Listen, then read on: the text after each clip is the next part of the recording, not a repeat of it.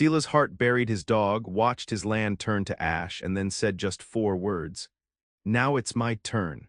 Silas Hart was a man of the land. His ranch, nestled in a valley where the sun painted the mesas in hues of orange and purple, was more than just property. It was an extension of his very soul. He knew every arroyo, every twisted juniper, every secret spring. He'd built his life there, stone by stone, dream by dream. His days were filled with the rhythm of nature. The crowing of roosters at dawn, the lowing of cattle in the afternoon heat, the chirping of crickets under a blanket of stars. He wasn't a man of many words, but his hands spoke volumes.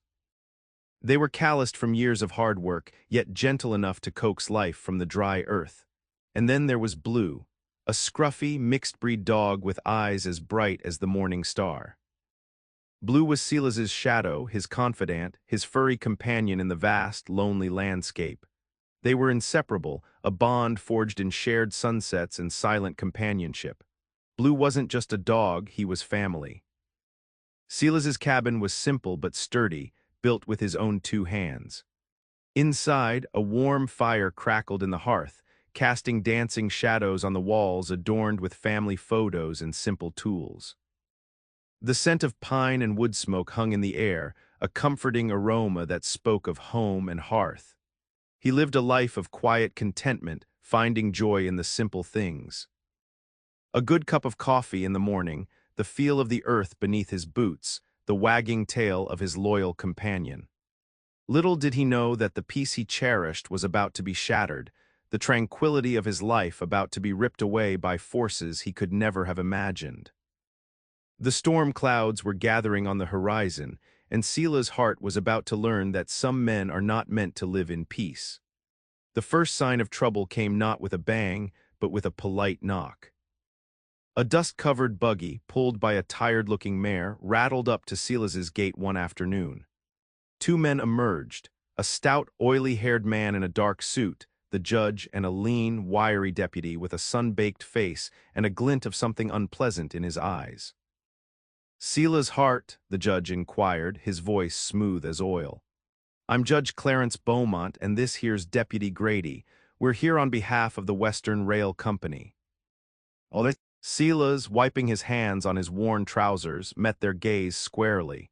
"What can I do for you gentlemen?" The judge smiled, a practiced expression that didn't quite reach his eyes. "We're interested in acquiring your land, Mr. Hart. The railroad's got big plans for this area, and your property happens to be right in the path of progress."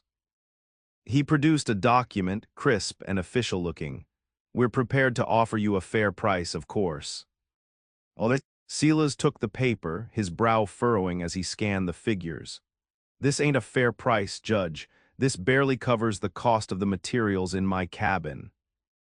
Deputy Grady shifted his weight, his hand resting a little too casually on the butt of his revolver. "The railroad's a powerful entity, Mr. Hart. It's best to cooperate." Silas handed the document back. "My family has worked this land for generations. It's not for sale." The judge's smile faltered. "We understand your attachment, Mr. Hart, but consider the benefits: money, opportunity, progress." "I got all I need right here," Silas replied, his voice firm. "Now, if you'll excuse me, I got work to do." As the buggy turned around, Deputy Grady glared at Silas, a silent promise of trouble hanging in the air. Blue, sensing the tension, growled softly, pressing close to Silas's leg. The seeds of conflict had been sown, and the storm was brewing closer. The quiet life Silas cherished was about to be irrevocably disrupted. The pressure on Silas began subtly. First, his well was poisoned, forcing him to haul water from miles away. Then, his fences were cut, and his cattle wandered off, costing him valuable time and resources to retrieve them. Each incident seemed like an accident, a minor inconvenience, but Silas knew better. He saw Deputy Grady's smug grin in town, the knowing looks from the townsfolk who had already sold their land to the railroad. He tried to reason with Judge Beaumont, but his pleas fell on deaf ears. The judge simply shrugged, feigning ignorance. Accidents happen, Mr. Hart. It's a tough life out here. One morning, Silas found his barn in flames, the acrid smoke billowing into the sky. He managed to save most of his livestock, but the fire claimed his winter feed, leaving him vulnerable. He knew then that this was no accident. This was a declaration of war, but the final blow, the act that shattered Silas's resolve, came one cold, starless night. He heard a commotion outside, the sound of barking and shouting. He grabbed his rifle and rushed out, only to be met with a scene of unimaginable horror. Blue lay motionless on the ground, a dark stain spreading across his fur. Deputy Grady stood over him, a smoking pistol in his hand, his face twisted in a cruel smile. "Message received, old man." Rage, a cold, burning fury, erupted within Silas. He raised his rifle, but before he could fire, the barn exploded in a shower of sparks and flames. He was knocked off his feet, his ears ringing, his vision blurred. When he finally regained his senses, his home was engulfed in flames, and Deputy Grady was gone. Silas Hart watched his life burn to the ground, his heart filled with a grief and a rage that would consume him, transforming him from a peaceful rancher into a force of vengeance. He knelt beside Blue, his hand trembling as he stroked the dog's lifeless fur. "They'll pay," he whispered, his voice hoarse with emotion. "They will all pay." The ashes of Silas's former life swirled around him as he stood amidst the ruins. He buried Blue beneath the charred remains of his cabin, marking the grave with a simple wooden cross he fashioned from a burnt beam. He spoke no words, but his eyes, once filled with kindness, now burned with a cold, unwavering resolve. He salvaged what he could: his rifle, a few tools, a worn saddle, and a small pouch of gold coins he had hidden away for a rainy day. He traded what little livestock remained for a sturdy horse, a pack mule, and supplies. Ammunition, dried meat, and a map of the territory. He spent days studying the map, tracing the routes between towns, identifying the locations of ranches and settlements loyal to the railroad. He learned the habits of Judge Beaumont and Deputy Grady, their routines, their weaknesses. He became a ghost, moving unseen through the landscape, fueled by a single, all-consuming purpose. He practiced his marksmanship, honing his skills until he could hit a dime at 50 paces. He sharpened his knives, his movements precise and deadly. He transformed himself from a rancher into a hunter, a predator stalking his prey. He left behind the name Silas Hart. That man was gone, consumed by the flames that had destroyed his home. He became simply the hunter, a whisper in the wind, a shadow in the night.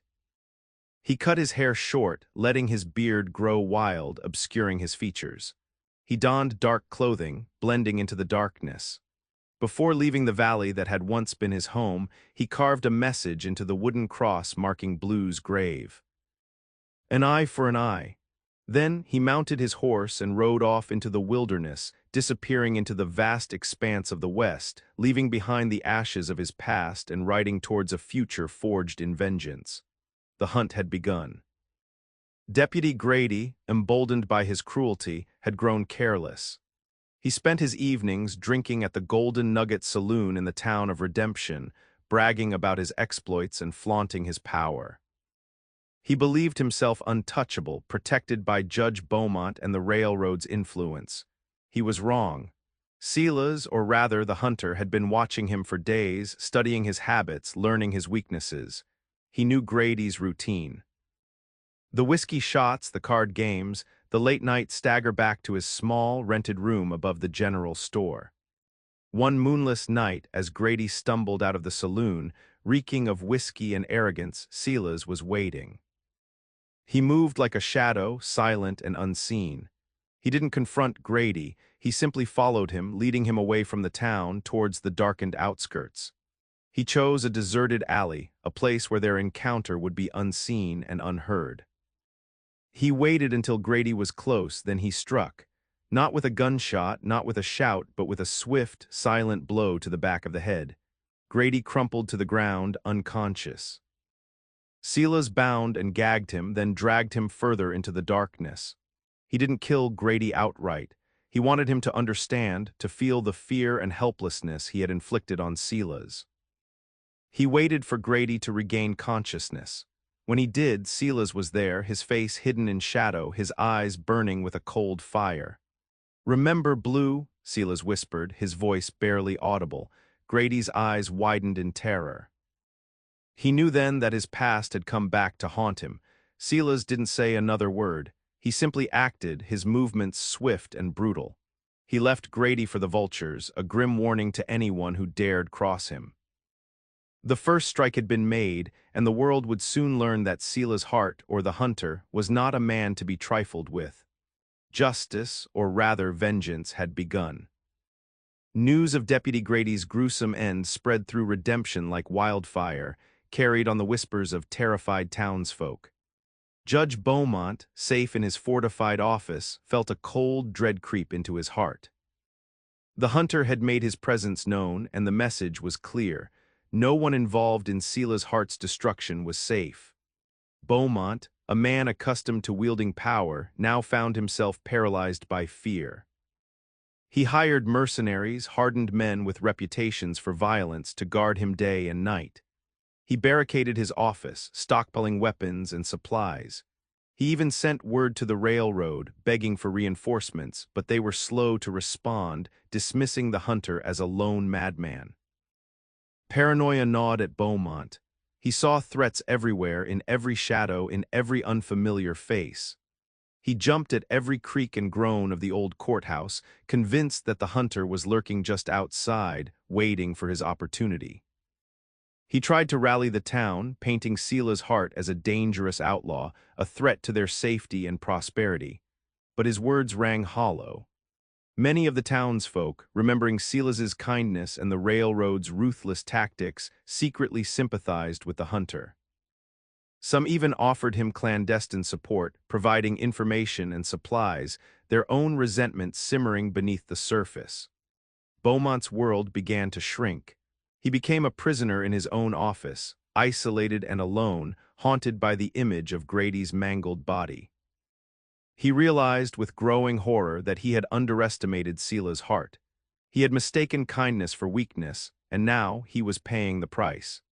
He started sleeping with a pistol under his pillow, his dreams filled with nightmares of a silent figure emerging from the darkness, his eyes burning with vengeance. The Hunter was coming for him, and there was nowhere left to run. The siege of Redemption began not with a bang, but with a whisper. One morning, Judge Beaumont awoke to find the town surrounded, not by an army, but by ordinary people. Farmers, ranchers, shopkeepers, all those who had suffered under the railroad's thumb, emboldened by the Hunter's actions. They didn't carry guns, they carried shovels, pickaxes, and a burning desire for justice. They blocked the roads, cut the telegraph lines, and effectively isolated Redemption from the outside world. They weren't there to fight, they were there to witness, to ensure that Beaumont faced the consequences of his actions. Inside the courthouse, Beaumont's mercenaries grew restless. They were used to fighting outlaws, not ordinary citizens. They grumbled about their pay, their loyalty wavering in the face of the town's quiet defiance. Silas, meanwhile, remained unseen, a phantom orchestrating the events from the shadows. He used his knowledge of the land to his advantage, slipping past Beaumont's guards, sowing seeds of doubt and dissent. He communicated with the townsfolk through coded messages, guiding their actions, ensuring their safety. One by one, Beaumont's mercenaries began to desert, their greed outweighed by their fear and the town's unwavering resolve. Beaumont was left with only a handful of loyalists, men as corrupt and desperate as himself. As the days turned into nights, the tension in Redemption reached a fever pitch. The townsfolk held their ground, their numbers swelling with each passing hour. Beaumont, trapped inside the courthouse, knew that his time was running out. He looked out at the faces of the people he had wronged, their eyes filled with a quiet determination that chilled him to the bone. He had underestimated them all, and now the reckoning was at hand. The town had turned against him. The final confrontation began with a single gunshot. Silas, emerging from the shadows, fired a shot that shattered the courthouse window, sending shards of glass raining down on Beaumont and his remaining men. It was a signal. The townsfolk, armed with whatever they could find, surged forward, their siege turning into a full-blown assault. Silas, leading the charge, moved with a speed and precision that belied his former life. He used the town's layout to his advantage, flanking Beaumont's men, cutting off their escape routes. The battle raged through the streets of Redemption, turning the once peaceful town into a war zone. Gunfire echoed through the canyons, mingling with the cries of the wounded and the shouts of the defiant. The townsfolk, though outgunned, fought with a ferocity born of desperation and a thirst for justice. Beaumont, realizing that he was losing, tried to escape, but Silas cut him off. The two men faced each other in the center of town, surrounded by the chaos of the battle. "It's over, Beaumont," Silas said, his voice cold and devoid of emotion. "There's nowhere left to run." Beaumont, his face pale with fear, raised his pistol. "You can't win, Hart. The railroad will crush you." "The railroad doesn't control this town anymore," Silas replied. "The people do." Before Beaumont could fire, Silas disarmed him with a swift kick, sending the pistol flying. He then grabbed Beaumont by the collar and dragged him out into the open, exposing him to the gaze of the townsfolk. "This man is a thief, a liar, and a murderer," Silas declared, his voice ringing out across the town. "He has stolen from you, oppressed you, and destroyed your lives. What should be done with him?"